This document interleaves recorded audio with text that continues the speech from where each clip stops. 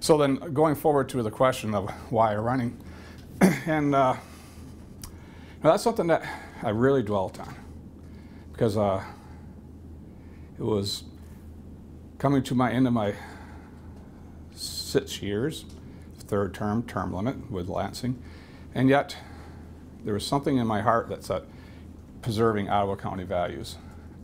And yet it's more than just preserving Ottawa County values. It's preserving family values, small business values, and agricultural values. And with that there, I'll drill down a little bit on the family values. To have strong families, you're going to need strong schools. And that's where my work on the School Bond Loan Fund, the modification, really came to light. $30 million of savings just in Ottawa County for local schools. And that modification translates statewide $250 million. That's a lot of zeros, $250 million. But along with that there, my first term, I had an opportunity to serve on Family, Children, and Seniors Committee. And there something brought to my light was there are people in the state that don't have the voice of a multi-million-dollar lobbyist firm. There are people that need that voice. And the specific area was with foster care. We were able to work on a foster care Bill of Rights for the parents, and yet I remember testimony of some of the children that aged out through the foster care system, how identity fraud was being conducted on them, and a whole host of areas. So, and we're still working on that component, a foster care Bill of Rights for the kids out of the system, in the system. So that's another area when you deal with strong families.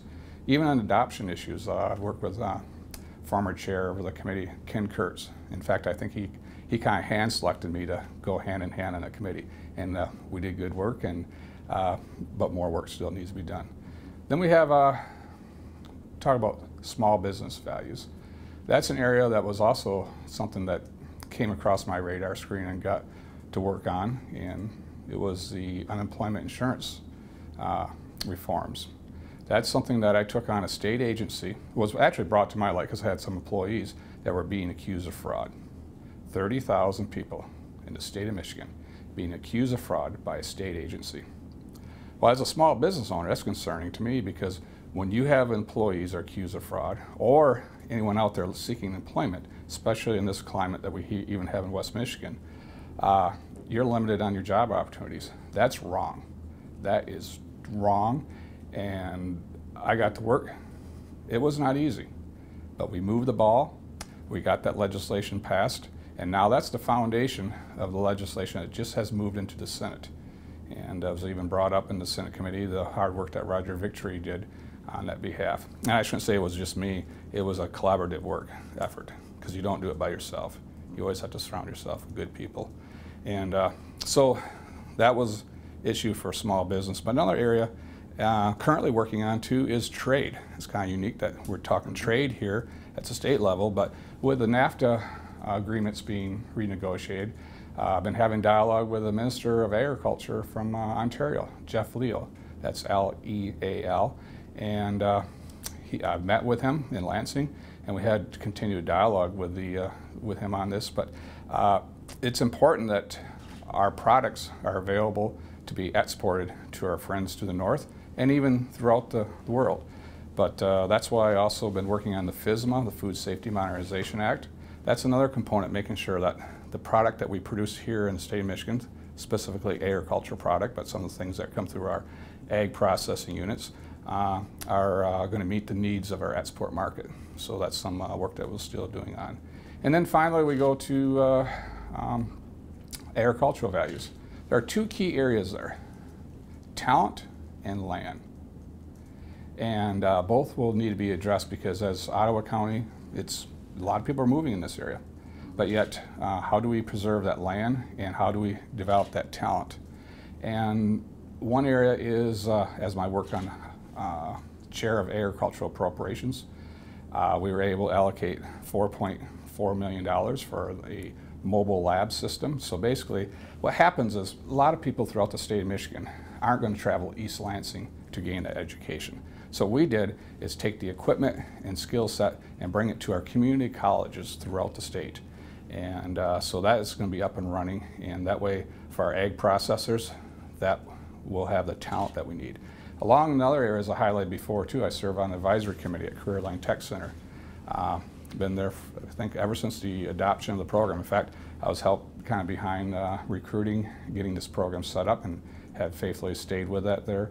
And that's producing, at the high school level, students to get an interest in it, have a little awareness, and now with this time period, it's amazing where some of these graduates have been. So that's those key 3 areas right there. I think the accomplishment is preserving the Ottawa County values. I think the accomplishment is being able to engage with the folks of Ottawa County, because Ottawa County folks are very engaging.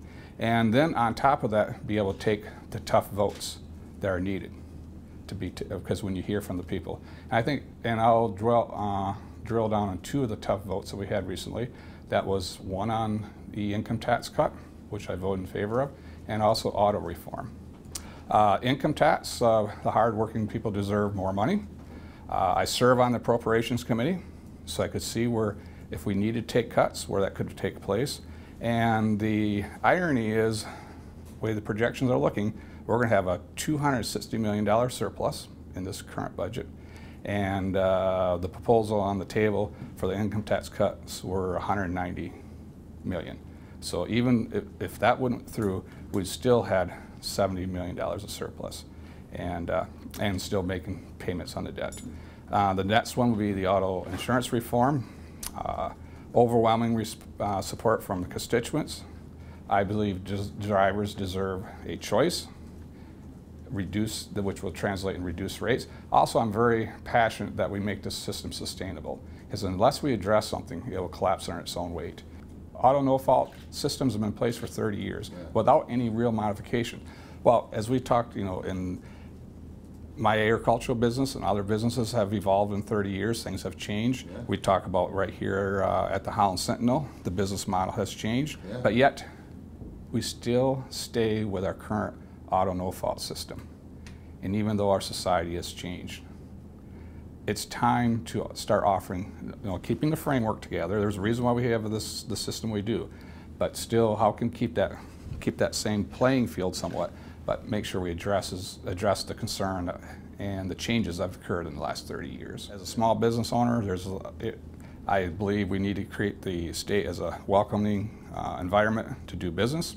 Also have strong passion, as many know, about agricultural issues, but also, again, being a voice for those who don't have a voice. When you start every morning, wake up in your district, and you swing by the local McDonald's and get your coffee, or you may go inside and you see the people who you're representing, and you take that hour-plus drive, and when you walk into the Capitol, you remember who you're serving.